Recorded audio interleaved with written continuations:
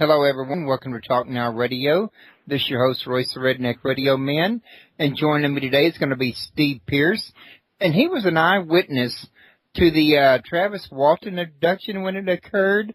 And as I understand it, if I understood correctly, he actually had the best seat in the house as far as view-wise goes. And we're going to get him to tell us a little something about that. And I understand that recently he's been getting hypnosis to help bring back memories that he may have lost during the transaction there. And I'm going to try to get him to tell us a little something about what he's found out during the hypnosis sessions as well. But before we do, I want to remind everybody that we're no longer Paranormal Palace Radio. We're now Talk Now Radio, and that's why I no longer play the intro I used to play for Paranormal Palace. I'm still trying to get one for my show. And I'd also like to remind everybody that recently my health has declined and I have emphysema. And due to the compromised immune system that came with emphysema, I never really know for sure if on any given day I might end up really sick or in the hospital with pneumonia or something like that. So I can't always guarantee that I'll be able to show when I schedule them, but I don't want to miss shows by not scheduling them either. So what I'm telling everybody is I'm letting them know in advance that things may happen from time to time. And if I ever do not have a show, please look for it in the archives, if nothing else, and always come back to the next week's show, because if I miss one, I'll be there for another, and I'll always reschedule people if something goes wrong. And let's face it, sometimes even guests have something come up on their end, and they're not able to make it. So, we all work together for the good of everybody in this situation, or in all situations, to the best we can. And real quick before we get started, the call-in number, if y'all want to call and talk to Steve direct, is 832-632-7904. Now, Steve does not have a website of his own that I'm aware of anyway, but he does have his own Facebook page. Just go to facebook.com/Steve Pierce 5, and you'll find him right there. You can also go to their search engine at the top of their page and put in Steve Pierce, and that'll get you right there to him as well. And I have a link to him right here on the page underneath his picture in the show description that will also help you. And another thing we're going to also talk about is some of his upcoming events that he's going to have coming on pretty soon. Well, Steve, it's a pleasure to meet you, and I'm glad to have you on my show. How are you doing today? Pretty good, and thank you for having me. Okay, I thought I lost you for a minute there. I'm here. Thank you for having me. Hey, my email is steve.pierce@hotmail.com. It's steve.pierce@hotmail.com. So, and I got a book coming out next month. It's called Broken Silence, One Man's Journey. So if you're interested in it, email me and we can, go from there. Okay. So I'll stay in touch with you about that when you say it's coming out next month. Yeah, I'm going to have it out on probably about the 15th, because I'm going to go down to Roswell on the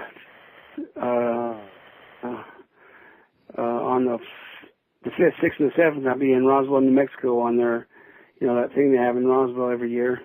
Oh, okay. Is it time for the Roswell Festival again? My book. Yeah. Oh, that's cool. I'm going to go down there. So you're going to be speaking at the Roswell Festival this year? Yeah, I'll be speaking at a different place, though. I was at the museum last year, but this year we're trying to set up another place. You get on my Facebook, you'll get some more information. We haven't really,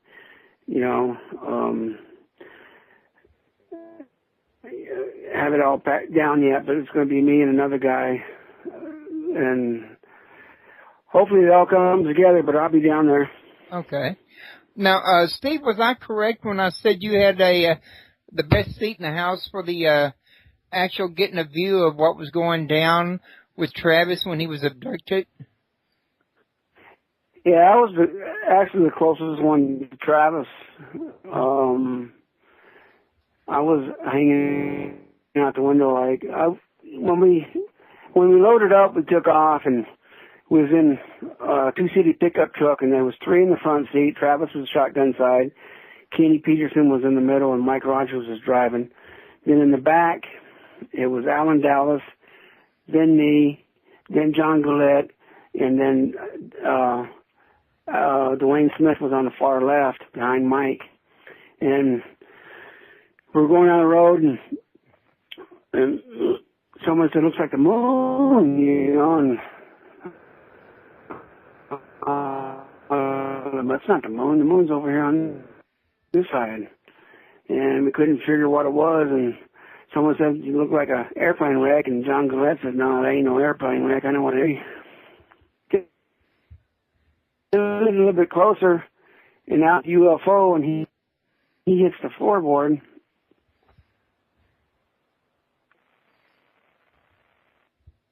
You know, really ain't a road. It's not even a dirt road.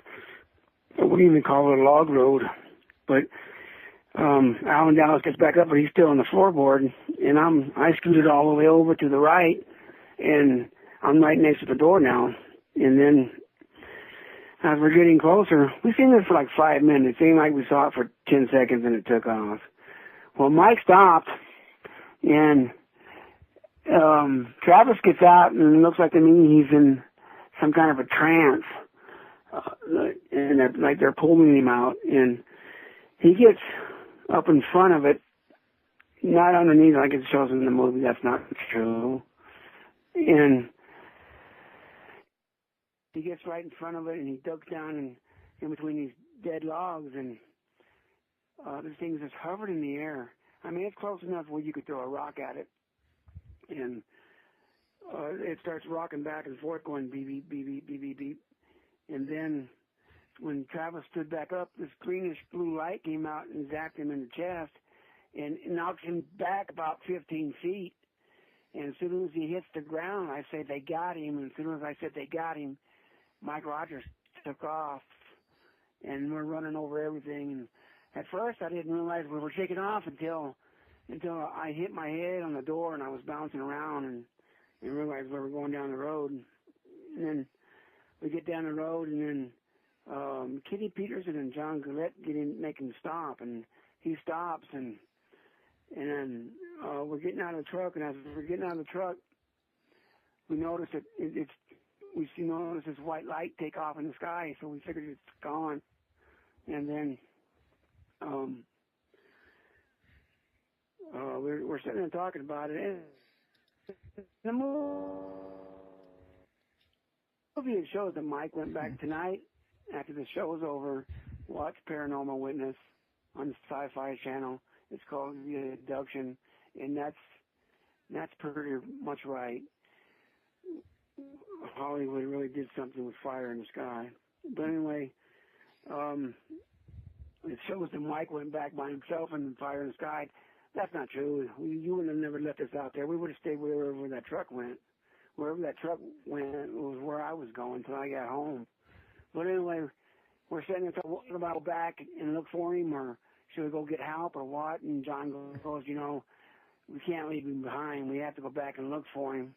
And Kenny Peterson said the same thing. We got to go back and look for him. Well, me and Alan Dallas,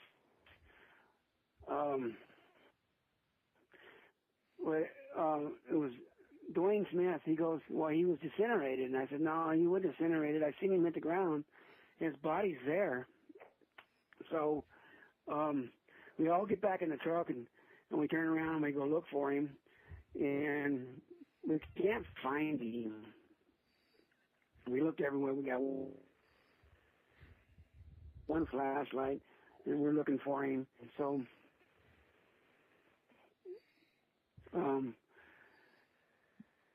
yes, we trying to figure out what to do now. Should we go? No, I said go ahead. Do what? No, I just said go ahead. I mean, anyway, yes. We're trying to figure out what to do. Should we, just go home or go get help, come back? And I wanted to go home, and because I was a kid.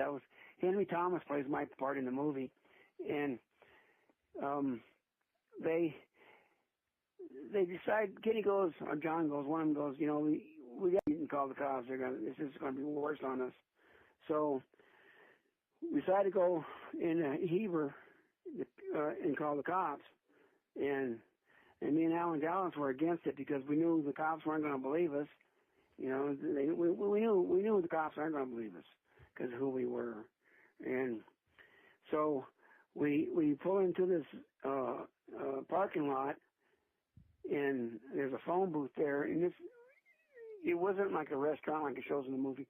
It was just a parking lot, and there was some telephone booths there, and Mike's still upset, and Mike, when we was looking for him, he fell down to his knees and he was really upset, and that he left his best friend behind, and really upset. So when we got back into town, he's still upset. So Kenny Peterson is the one who calls the cops, and he doesn't say that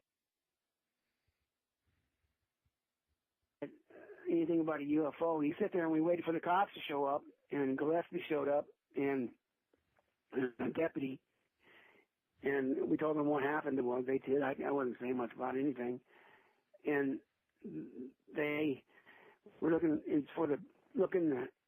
around for beer cans and stuff. I think they thought we were partying and stuff, so they were looking for beer cans, and because they didn't believe us. And finally, they said that Mike has to go back because he's the crew boss, and 2 other people have to go back, and the other 3 can go home. So Alan Dallas and Kenny Peterson both volunteered to go back with the cops, and me, John Gillette, and Dwayne Smith, we went back to Snowflake. Well, they went out there and looked for him again, and they couldn't find him. Well, that night when I went home, I told my mom what happened, and I don't think she really believed me that night, but the next morning, there's some city cops at the door, and some news reporters and stuff, and my mom's out there talking to them, and they're telling my mom that we know Travis is dead. We're going to get out there and we're going to find him, and we're going to find a body. Well, I grabbed my cowboy boots and snuck out the back door, and I hid all day at a girlfriend's house. And then at lunchtime, her mom came home and said that the whole town thinks that you got to stay away from that Pierce boy. The whole town thinks that Travis is dead and they killed him, and his body's out there somewhere. And then so she let me stay the rest of the day after her mom went to work. I thought she was going to make me leave, but I stayed there until before her mom got home. And then I stayed hid until it got dark, because news reporters came from nowhere. I mean, they were trying to break down our doors and trying to take pictures through the windows, and I mean, people just came out of the woodwork trying to, get a story. And then I found out that night that they didn't find Travis. When I got home, Mom said something about it, and then all week long, they think we killed Travis. People are telling us, y'all killed Travis, and then a city cop on the third day, found me. I was hiding and trying to go this back way, and he got me in the back of his cop car, and he was telling me, you need to tell us the truth, what really happened. It'll be easier on you. We know you didn't kill him, but we don't know why you're covering this up. And I told him, we're telling the truth. I'm not covering anything up. And he says, well, in Arizona, they don't need a body to convict you for murder. And if you're with the person who's doing the murder, you're just as guilty as the person who did it. So if you know what really happened, you need to tell us. It'll be easier on you. And then, so I told him, we're telling the truth. So he lets me out and stuff, and I think that's the second or third day they're talking about taking a polygraph test, and Alan Dallas's mom's telling us, they're they're going to rig it and make us look guilty. And so we all flunked the polygraph test. And so on the 5th day, they made us take a polygraph test, and I was going to sneak out the back door again. But they caught me and put me in my mom's car. And since I was a minor, my mom had to go with me. And so she took me to Holbrook where the sheriff's office was at. And when we got there was all kinds of news reporters and stuff there. And, you know, I mean, people just came out of the woodwork. It was crazy. And they think we killed Travis. And then the guy that did the polygraph test, he came out and started talking to us, and that's when we realized that this was, you know, ain't about a missing person. This is about a murder. You know, they think we killed Travis. And then they took me first because they thought I would crack under the pressure. You know, I would confess everything before we did the polygraph test. And then, so it took about 2 hours. And they asked me if I knew who killed Travis. Did I kill Travis? If Travis is buried out there. And then they asked me if we actually saw a UFO. And we passed it. And it took all day because it took like 2 hours apiece. And they took us out back and where we were fenced in and left us back there by ourselves until the next one was done. And the next one came out and the next one and so on. And then once it was all over, well, Alan Dallas got mad because they asked him, you know, did you kill Travis? And he got mad and ripped everything off. And so his came up and it's conclusive. You know, he didn't flunk it, but he didn't pass it. He just never finished it. So, and he did pass one in 93. Before he passed away, Alan Dallas did pass one with the same guy and passed it. And so we're asking the cops if we're asking the guy who took the polygraph test, you know, did we pass it? And he didn't want to tell us at first. He wanted to go, you know, and look at the papers again.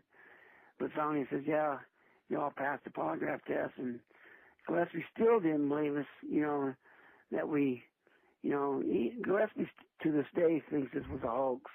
The sheriff, you know, if you watch Paranormal Witness, he's on there.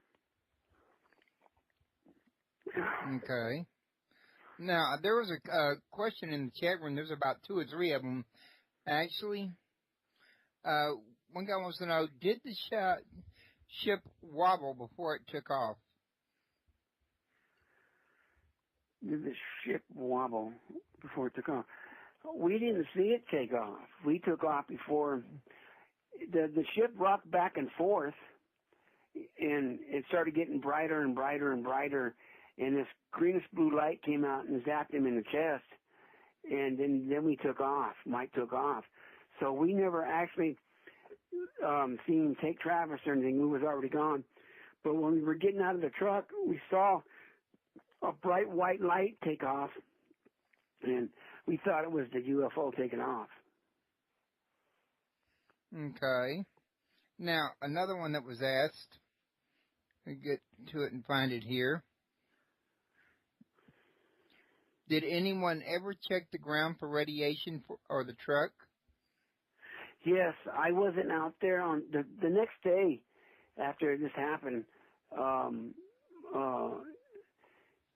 They made everybody go out except me because I hid. And according to John Gillette, they had a cop beside him, and they said 2 guys came out there with a meter, and it was checking for something. And they checked Mike first, and there was nothing on Mike, you know, but Mike took a shower and everything. And so Mike grabbed the hard hats, and I guess the hard hats really went off, you know, and then the 2 guys just walked away, and they don't know who it was. If you watch the program tonight, it shows that. Okay, and we don't know who these 2 guys were that even showed up. It had nothing to do with the police department. Because Mike asked the cops, who's those 2 guys? What 2 guys?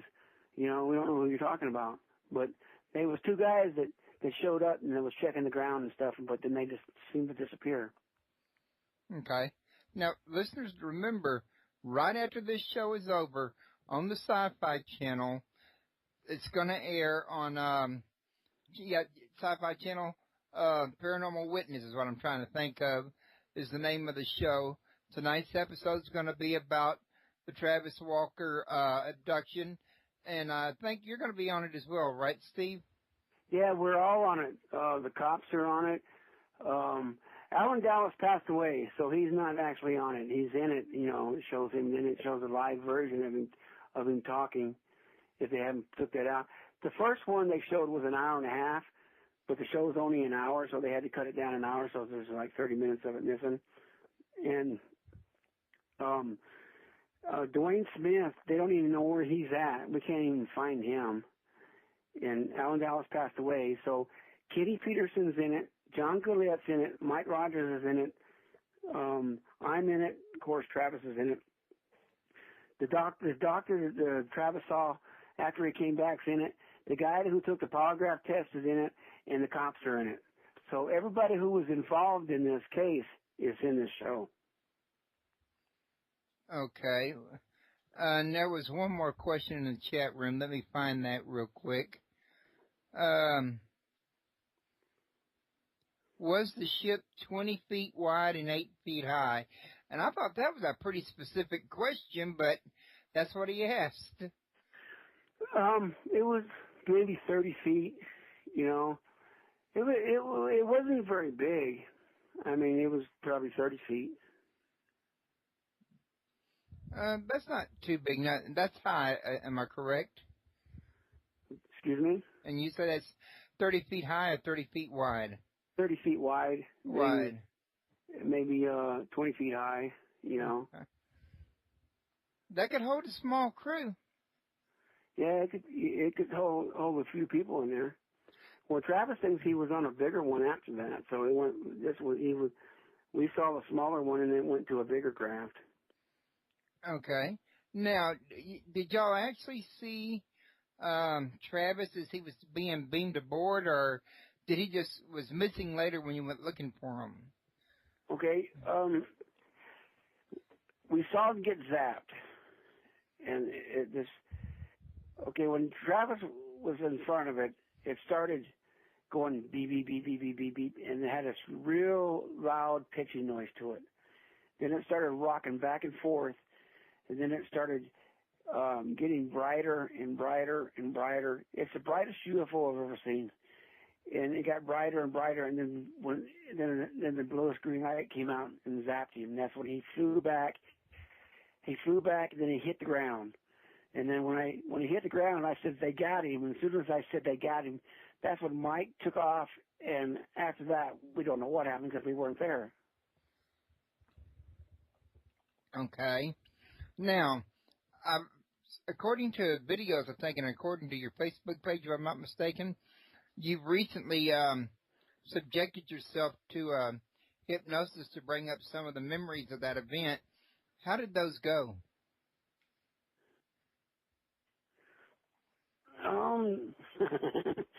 It puts you back into where like it happened yesterday. The first one I did was in January. I didn't just do this. It took me a year to do this. Okay. At first, I wasn't going to do it, and then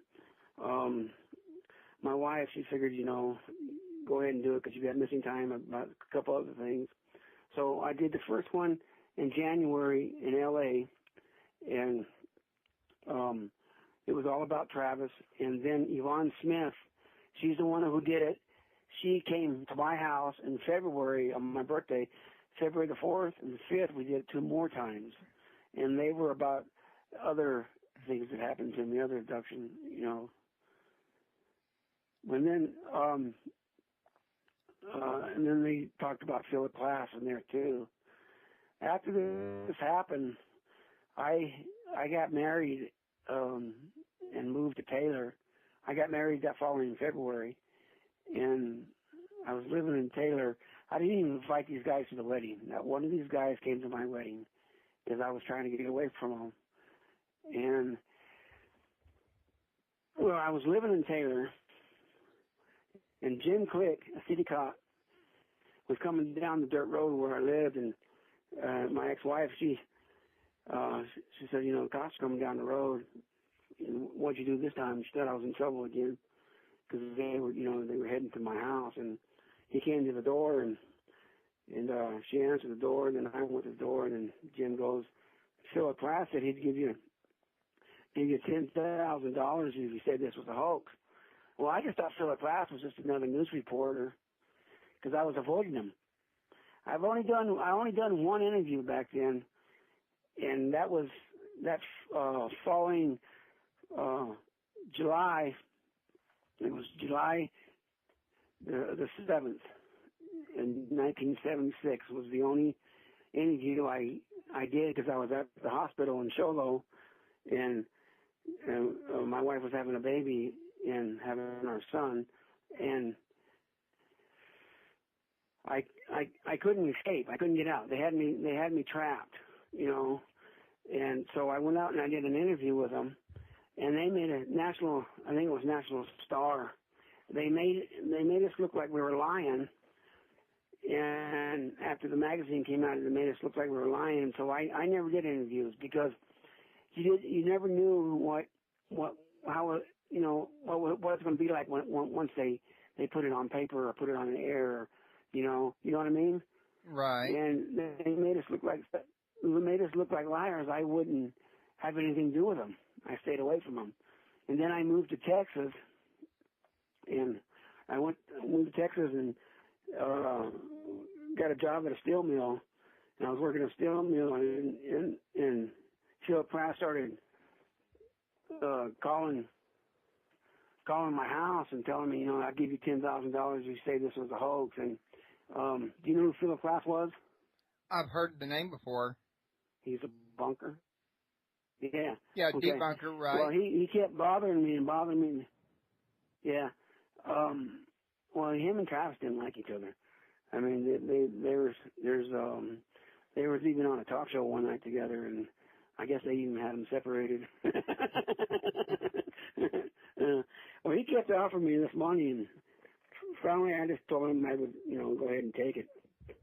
And my ex-wife wasn't home one night, and he calls, and well, before that, he called me, and I hung up, and I just told her, you know, I said, I'm just going to go ahead and take this money. And she goes, well, do you really believe this happened? And I said, of course I believe this happened, you know. I was there, I saw it. I says, well, you're mad at Mike and you're mad at Travis, and you're just going to do this just to piss in their weeds. That's not right, you know.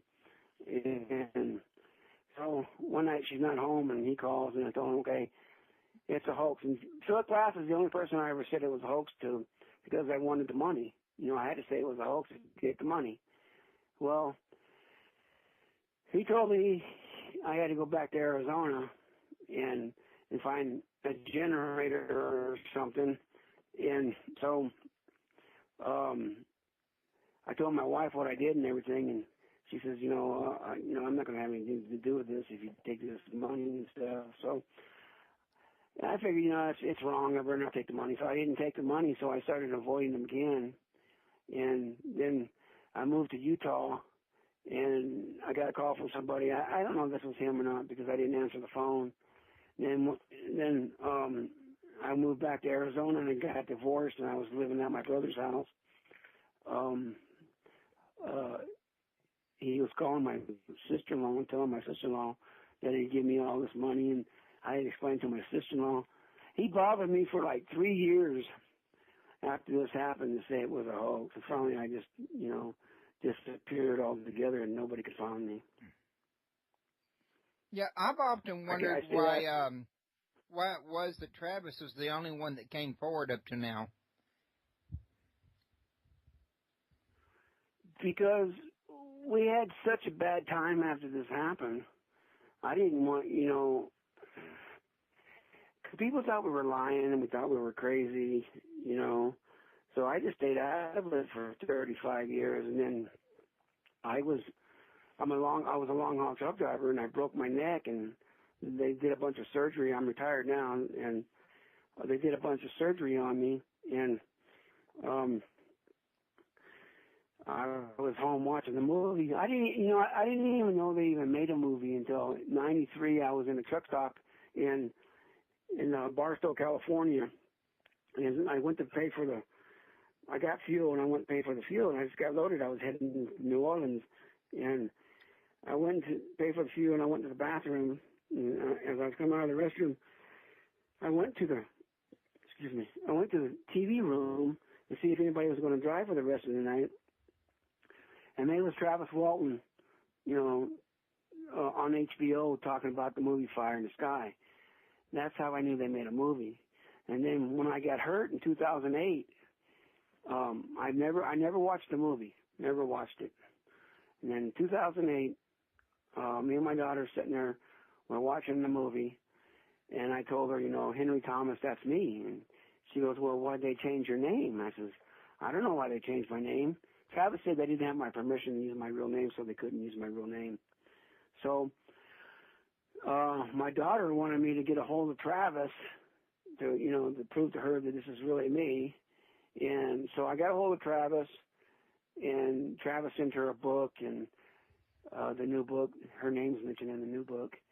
And he sent her a copy of the new book that he signed, in a poster and the movie and everything that's signed. So she's a true believer, And then her and my wife wanted me to go out and start talking about this, because at first I really didn't, want to come back out and talk about it, because a lot of people think you're nuts, Even when me and my wife first got together, I didn't tell her the story until after we got married. She didn't even know about this until after we got married. And then, and then if I would go to somebody's house and tell them a story, she would tell me, don't be telling people the story because they look like you're nuts and stuff, So even today, the people who go to conferences, they believe you. But if you walk to Circle K or 7-Eleven or something and told the clerk, they would just look like you were nuts, So I didn't want to have anything to do with it. But my daughter thinks it's important. Should I, come out and tell my part of the story? So that's one of the reasons. And the other reason is if I don't come out and tell my side what happened, people will put things in what they think happened. You know what I mean? Yeah, they'll fill in the blanks with their own data. Yeah, and that's what made me mad about the movie. I mean, the only true part about that movie about me is I was the first one to take the polygraph test, and the rest of it's not true, And it made me mad. You're saying things what I did, Well, if you're gonna, that's the two reasons I came out, to tell what really happened to me, what really happened, and then my daughter wanted me to talk about it. And then 2 years ago, I did a conference with John Gillette and Travis Walton in Arizona, and this guy came up there and told me I was lying about Philip Glass and everything, and Robert Schaefer, I think is his name. He even wrote an article. You can find it on if you put my name in on the internet and say Steve Pierce Fire in the Sky. That'll pop up, and he said that, I'm lying about it. I went to Open Minds, and they did a thing on me. It's on the internet, and I said this is going to be my last interview because I don't need this. If you don't believe me, fine, but don't call me a liar. I went 35 years without telling people this. I can go another 35 years, So they did a thing on me, and they put it out, and this is going to be my last interview. I was going to get out of this. And I got so many people emailing me and sending me messages and stuff and saying that, don't stop talking about it. Keep talking about it. Don't let this one person, to stop you, because you got more people who believe you. You know what I mean? So that's the reason I kept talking about it. So, you know what I mean? Right. Now, there's been a couple more questions in the chat room. One of them is they want to know if you've ever seen another UFO since that incident. Yes, quite a few. I see them all the time. That's interesting because I've heard reports before that once you see one, sometimes they monitor you and keep up with you. Yeah, they monitor me all the time, and my daughter too. This is what came out when Yvonne was here, Yvonne Smith. When they put me under, I was on Highway 666. They changed it to 491 now. It's in New Mexico and part of Arizona and part of Utah and Colorado. But I was heading up to Utah, I was almost into Shiprock, New Mexico, and I noticed this bright light behind me, and then it got on top of me, and I'm thinking, well, here it goes again. And so I pull into this gas station that's closed for the night, and I open the truck door, and I'm standing on this, how semis got steps to get in the truck. You got those stairs, and next to your gas tanks. Well, I'm standing on that, and I'm looking up, and it's right above me. It's hovering above me. And then I look down the road, and I see some headlights coming. I look back up, and then I look back down, look at the headlights, and when I look back up, the next thing I remember, it's the next morning, and they're beating on my door, saying that I can't be parked there. They're fixing to open the store, and I can't park there. I got to move my truck. So I had like 4 hours missing, and that's when I found out that I was on a UFO. But not the same one with Travis.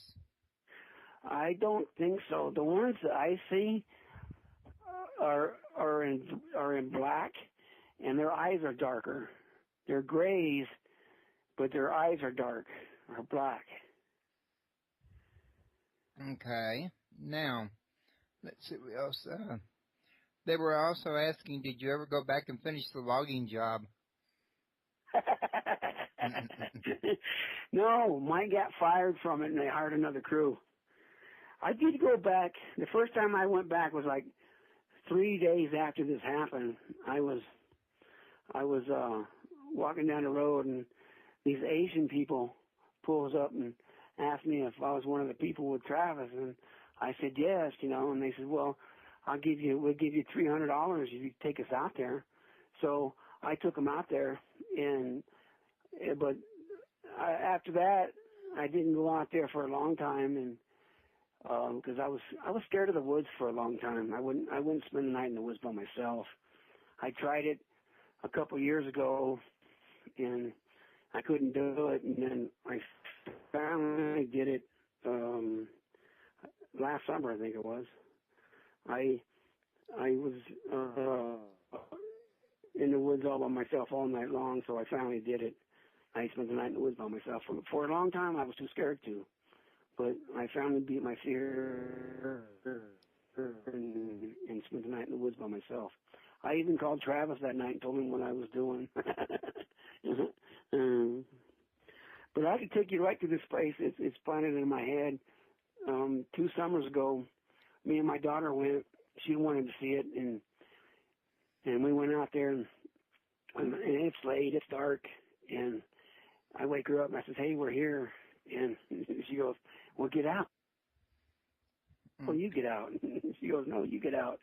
So either one of us get out. We started laughing because either one of us get out. So I just backed up and went back to town. Okay. Now, it was also asked, did the truck act up? Now, they're asking this because I know I've seen on TV a lot of cases where cars are reported to have power failures during abductions, so I'm pretty sure that's why this chatter is asking. The truck, Travis never missed a gear when he took off. That truck went faster than I ever thought it would ever go. When Mike took off, he never missed a gear. So, no, the truck didn't act up. Okay. And he wants to know, have you ever felt that you was awake and could not move? All the time. Is there ever any paranormal activity or any alien activity going on when these incidents occur? Yes. That's another thing that I've read personally, is that in a lot of cases people report being unable to move while they're being abducted. You can't move. I mean, you're like in a dream state, and you can see, but you can't move. Hello, everyone. Welcome to Talk Now Radio. This is your host, Royce the Redneck Radio Man. And joining me today is going to be Steve Pierce. And he was an eyewitness to the Travis Walton abduction when it occurred. And as I understand it, if I understood correctly, he actually had the best seat in the house as far as view-wise goes. And we're going to get him to tell us a little something about that. And I understand that recently he's been getting hypnosis to help bring back memories that he may have lost during the transaction there. And I'm going to try to get him to tell us a little something about what he's found out during the hypnosis sessions as well. But before we do, I want to remind everybody that we're no longer Paranormal Palace Radio. We're now Talk Now Radio, and that's why I no longer play the intro I used to play for Paranormal Palace. I'm still trying to get one for my show. I also talk about some of his upcoming events that he's going to have coming on pretty soon. Well, Steve, it's a pleasure to meet you, and I'm glad to have you on my show. How are you doing today? Pretty good, and thank you for having me. Okay, I thought I lost you for a minute there. I'm here. Thank you for having me. Hey, my email is steve.pierce@hotmail.com. It's steve.pierce@hotmail.com. So, and I got a book coming out next month.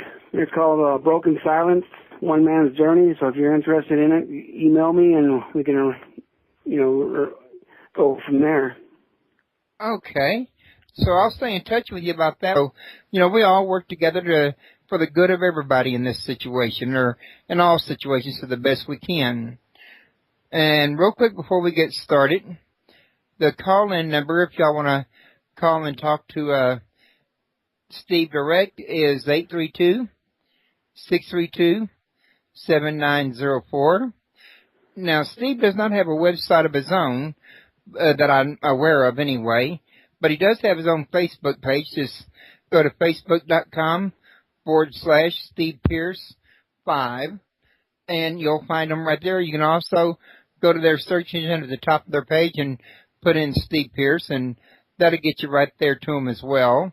And I have a link to him right here on the page underneath his picture in the show description that will also help you. And another thing we're going to, when you say it's coming out next month? Yeah, I'm going to have it out on probably about the 15th, because I'm going to go down to Roswell on the